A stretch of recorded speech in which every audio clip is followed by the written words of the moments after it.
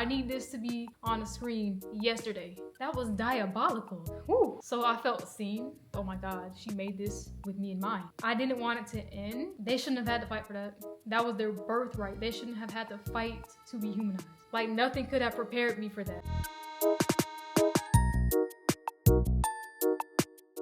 Hello and welcome back to my channel. My name is Indigo, and on my channel I like to talk about healthy lifestyle, mental health, neurodivergence, and I've always been an avid reader, so this is my contribution to booktube. So to the point, here is my summer reading wrapped. Pardon me looking at my laptop. I just have to reference my outline so I don't just go off on long-winded tangents. First book I read, There Are Rivers in the Sky by Elif.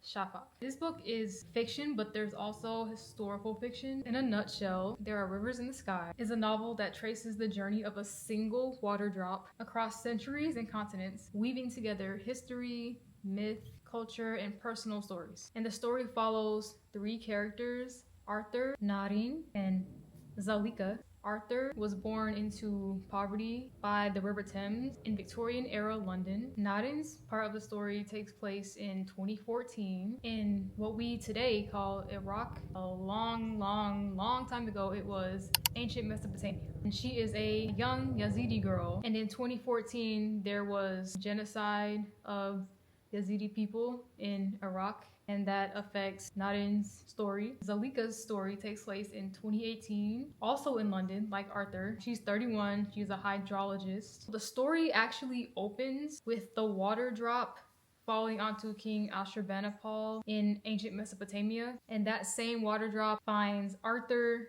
Narin, and Zalika. So we have multiple timelines, and we have the three bodies of water. So we have Arthur and Zalika, and they are associated with the River Thames because they are from London. And for Narin, the Tigris is a big part of her life. My favorite part of this book is honestly the author's intention to show us how the lives of these characters are interwoven through time. One of my favorite parts of life is seeing how everything is connected in ways that we don't see coming, and the way she weaves the stories together is so beautiful and masterfully done. I love Shafak's writing style. It feels advanced, it feels poetic, it feels warm and inviting. Even though we're in Victorian era London with the cholera outbreak, we're in 2014 Iraq with genocide, and Zalika is going through some really intense personal trauma, grief. The pace of this book is on the slower side. If that's what you're into, you would enjoy this. I love a good slow-paced story every now and then. We learn so much about Yazidi culture, ancient Mesopotamia, Victorian-era London. I feel like this book could have been a whole course about ancient Mesopotamia and how that part of the world has changed since then. And one of the most important elements in this story are the tablets from ancient Mesopotamia and translating them of the characters. My favorite story is Arthur's. He has an extraordinary memory, and he becomes kind of obsessed with translating ancient texts, specifically tablets from ancient Mesopotamia, the Epic of Gilgamesh. He starts working for the British Museum, and the government sends him on a journey to Nineveh to dig for more remains of these ancient tablets. And I think it is very important that the author talks about how the British Museum has stolen so many artifacts from their homeland. Some other important themes from this story are storytelling and passing down stories from generation to generation, especially with marginalized groups like the Yazidi people. Another thing I enjoyed about this book was Zalika's story. She was dealing with her identity as a young woman, still grieving the way she thought her life would be, and wanting to live life on her own terms while still valuing the approval of the people who raised her and the people she loves, wanting them to be part of her life still, but at the same time, their criticism is really burdening her, not knowing what to do when things fall apart, not knowing where you're gonna land or what to do next. The way our stories unfold, even when we don't know what direction to take. I give this book a 5-star rating because it just checked every box for me and I thoroughly enjoyed reading it. There were times where I was like, I wonder what Arthur's doing right now. So yes, There Were Rivers in the Sky was a little heavy. My next book is Come and Get It by Kiley Reid. This book is so much fun. Even though there are some pretty heavy events in this book as well, it's still fun. Set in 2017 at the University of Arkansas, the novel centers on Millie Cousins, a 24-year-old senior who is an RA, resident assistant at the university. She has clear goals: graduate, land a job, and save enough money to buy a house. And like Rivers in the Sky, this book follows the perspective of different characters. So we have Agatha Paul, who is a visiting professor at the university, but she's also an author and she wants to conduct research for her next book by interviewing students at the university. That's when her path crosses with Millie's path, because as one of the RAs, Millie is the one who gives Agatha access to the common room and the dorm and kind of allows this whole student interview thing to happen. And it was on more than one occasion. There were multiple interviews. This book is so fun because the way it starts, it just seems like small stuff, but the tension just builds and builds. And then in the end, it's like, how did we get here? Not meaning the writing isn't coherent, but it's just the way things unfolded was so, like, nothing could have prepared me for that. Like, I just really was not expecting us to get here. Oh my goodness. And that's what makes it so fun to read. The biggest themes in this book are power dynamics, ethics and morals, and ambition, because especially with Millie and Agatha, we are constantly questioning how far these characters are willing to go to get what they want. They're kind of insatiable a little bit. Like with Agatha and her research and interviewing the students, she kind of crosses some lines, isn't always 100% honest with the students she's interviewing. Agatha and Millie cross some social boundaries. And at the center of this entire story is the dorm. And if you've ever lived in a dorm, the way Kiley Reid writes about this is so relatable. You can't help but like laugh. It hits so close to home, it's just hilarious. In Millie's dorm, on her floor, one of the suites that she is responsible for, there are 3 girls who live there: Kennedy, Peyton, and Tyler. It's so accurate. Like literally for me, when I started my freshman year of college, I had 2 roommates and they were best friends. And I was just like, we just didn't click. We were cool. We didn't really have a lot in common. If anybody ever needed anything, like we were always like, here, yeah, like we never had any tension. Back to the novel. So we have Kennedy, Tyler, and Peyton. And it starts off with something small, you know, how dorm life is. There's a microaggression here, some passive aggression there, and then it just snowballs and the tension builds until one day things hit the fan and it's like, how did we get here? Oh my gosh. I love Kiley Reid's writing so much. I talked about this book in another video. When I was reading it, I felt like I was floating on a cloud, because even if she's talking about something that's actually heavy, I just feel light reading it. That's just the effect her writing has on me. It's a fun ride. It's a fun roller coaster. She doesn't shy away from anything, really. Very honest, very in touch. I also read Such a Fun Age by Kiley Reid, sidebar. So I knew I would like this before I read it. I love reading Black characters written by Black authors, and she doesn't shy away from things like financial struggles or what it's like to be a Black student at a PWI. And I love how she writes about characters who have social anxiety. There's a character named Kennedy. She struggles with making friends, similar to the way I have and kind of still, very much still do. Her overthinking of every interaction and getting anxious when it's time to go do something social, then you end up not going because you had too much anxiety. It happens to the best of us. I would give this a 4.6. Next book, most people have heard of this. It's called A Love Song for Ricki Wilde by Tia Williams. It is a romance novel. There are many historical elements, partially set during the Harlem Renaissance, Prohibition era, the Jazz Age, 1920s. Ricki Wilde, the youngest daughter of an Atlanta dynasty family who has a bunch of funeral homes, has a dream, a vision for her life that is not in alignment with what her family wants for her. Her dream is to open a flower shop, and she ends up getting a chance to do that when this character named Miss Della is at the family's funeral home one day and they get to talking. She offers her the space below her apartment in her place in Harlem, and Ricki takes her up on the offer.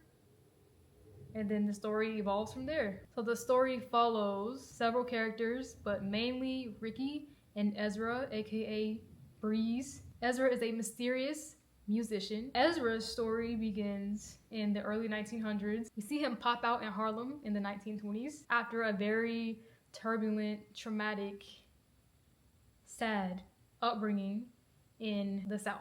Like many performers in the jazz age, in the Harlem Renaissance, he fled the South and found his voice, found some people. And I know what you're thinking if you haven't read this. Well, then how does he end up knowing Ricki? Like, what's going on there? See, if I say that, I'll spoil it. So I'm not gonna spoil it. But if you read it, if you know, you know. Just know there's magical realism. Miss Williams, the woman you are, the genius you are, the way you brought this together like this, I had so much fun reading this. So much. I was laughing out loud at times. It's rare for me to laugh at stuff I'm reading. I'm not easily impressed when it comes to humor. I was laughing. I was kikiing. So of course, the romance between Ricki and Ezra is so beautifully, wonderfully, tastefully done. It felt healthy for me to read it. There was nothing toxic about their relationship. I love Ricki so much. She's just like me. Expectations from society don't really fit her. She also has social anxiety, and the way Tia Williams describes Ricki's anxiety. There were times in the book where Ricki was like having a social interaction and she was trying not to just start saying like random fun facts or like offering information that no one asked for that's not really warranted. I do that all the time, and then I'm like, why would I say that? So I felt seen. I love how she left her hometown and found her own voice. She found her friends. She found her soulmate. She found her honorary grandma. And I also love Ezra. Ezra, the man you are. I know you're a fictional character. And because Ezra is a musician, of course, we learn about music history a little bit. Different eras, different genres, how some really iconic songs came to be. If you think music history is cool, like me, you'll love that. Y'all, this would be the most fun, most entertaining screenplay ever. I really hope this is adapted. I need this to be on a screen yesterday. This would be so much fun to watch, especially because of the magical realism. I was like, oh. When I found out, when she told us what was going on, mostly everything in this story felt like it was fully fleshed out. I didn't feel like I was missing anything. I didn't feel like, how did we get here? What just happened? I was thoroughly entertained.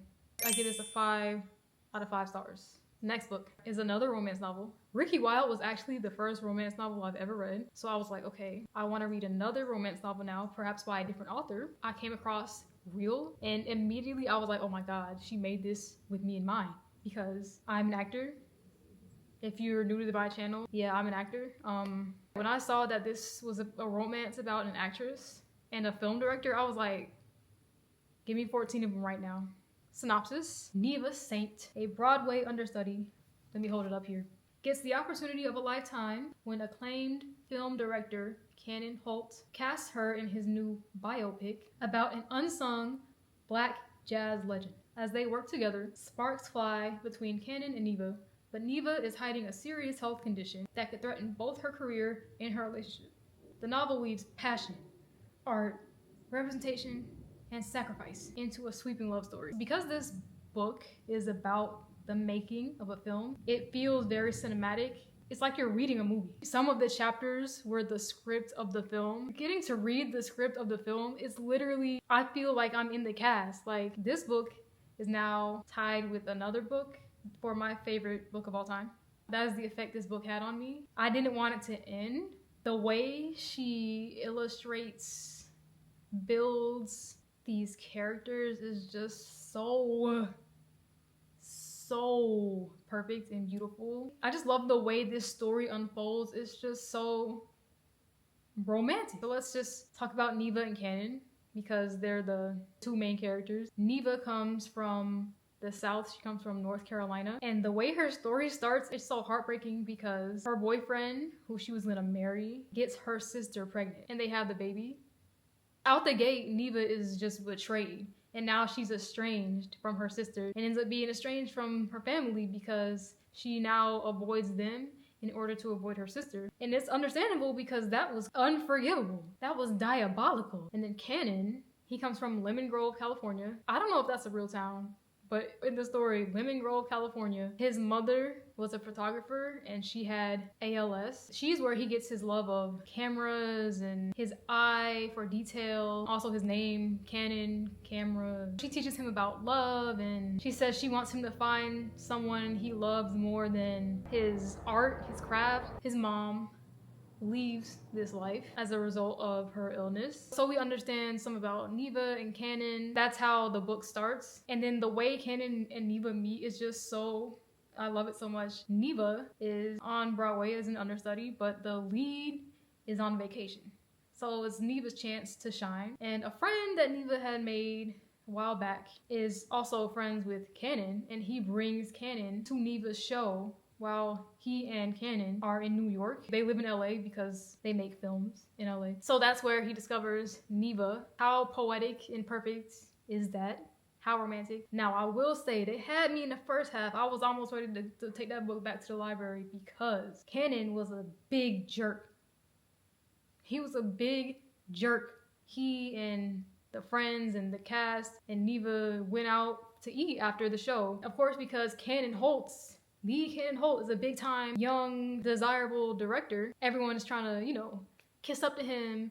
And he's like being a jerk. I understand he doesn't appreciate people like being fake and kissing up to him, but like he's still being a jerk on purpose, right? When asked about his behavior, he says something along the lines of, you don't get to win these awards or be where I am if you're not a narcissist. And I was like, I will close this book and take this back to the library right now. If this man is a narcissist and she falls in love with him, but then we get Neva's thoughts on it. She found him appealing at first, but then he started being a jerk and she was thinking, ew, no, ick. I don't care for a narcissist. Absolutely not. And I was like, okay. So we know Neva has sense, she's standing on business. She loves herself. She has self-esteem. Whew, because y'all, I was this close. I was like, okay, when she said that, I was like, let me see it through. And I'm glad I did because we learned so much more about Cannon and how he actually is. He is kind more than he is a jerk, I guess. That doesn't excuse being a jerk. As we learn more about Cannon, especially how he is with Neva, I'm like, okay. He redeems himself basically. And the way he treats his cast and crew and colleagues and how he collects people and takes them on to all of his future projects, opens doors for people, especially people like Neva. Like the synopsis said, Neva's illness, she's dealing with lupus. Good on Kennedy Ryan for bringing more awareness. And I also love this story because, like I said, Neva's estranged from her family, but we see throughout the course of events, they end up reconciling. Very beautiful to experience, to read. I give this, of course, 5 out of 5 stars. All right, next book. Another Tia Williams, 7 Days in June. Now this was everywhere a couple years ago. This is very popular. This is also a romance. Eva Mercy, a single mother and best-selling erotica writer, is juggling parenting and her demanding career when Shane Hall, a reclusive, critically acclaimed author and Eva's first love, reappears in her life after years apart. Old wounds and passions resurface. Over 7 days, they reconnect, reckon with their shared traumatic past, and explore whether they can have a future together. There were so many things to enjoy about this story. I really love the way she crafts Genevieve's character. Eva is short for Genevieve. We learn about her mom and her grandma, her great-grandma. They come from Louisiana. They have a family history of hoodoo and voodoo. I am a young black woman from the South. I'm not from Louisiana, but that hits close to home. I feel a connection to that history, so that's why I enjoy that so much. And she has a daughter now at 32. She had such a turbulent childhood, very turbulent relationship with her mother. So to read about her breaking that cycle with her own daughter is very beautiful, very healing. Eva is also dealing with chronic pain. She has migraines, and it just really opened my eyes because we all have our fair share of pain, but migraines is, I can't even imagine. I also enjoyed Shane. Both characters had a super traumatic, super turbulent childhood. And to see them, two successful Black authors, find their way back to each other. This is a second chance romance story. Some of the criticism that I saw this book receive, specifically on Goodreads, was that there is nothing really romantic about the way their story began, as traumatized teenagers who connected and had really unhealthy coping mechanisms, and they only were together that 1 week. And it did kind of remind me of Euphoria. But my take on this is, I kind of see what they're saying. As much as, you know, the whole push and pull thing kind of did, I don't want to say it agitated me, but like that was like the point. Like objectively, it was supposed to feel like that.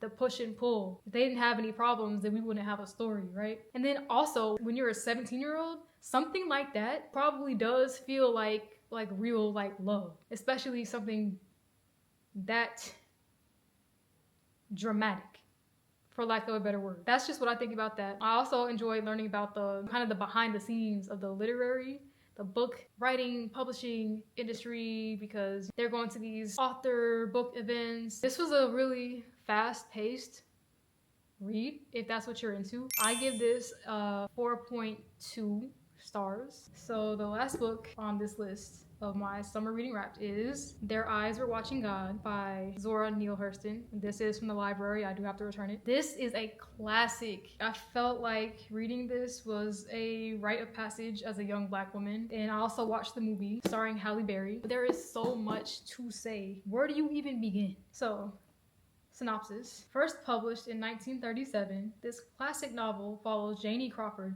a Black woman in early 20th century Florida, on her quest for independence, love, and self-discovery. Through her 3 marriages to Logan Killicks, Joe Starks, and T. Cake, Janie learns hard truths about gender, race, power, and resilience. The story is framed as Janie recounting her life to her friend Phoebe, blending personal history with broader cultural themes. So the first thing I want to say, and honestly probably the most noticeable part about this book, is the dialect. If you don't like listen to the audiobook, or if you're not familiar with it, it's gonna be kind of inaccessible. My family talks this way because I'm from Georgia. It's just a very similar dialect to Florida, apparently. And while I was reading it, I had to kind of read it out loud. If you don't read it the way they would say it, then you're not gonna know what they're talking about. The writing, there are no words for it. It's so advanced. This is some expert advanced level writing.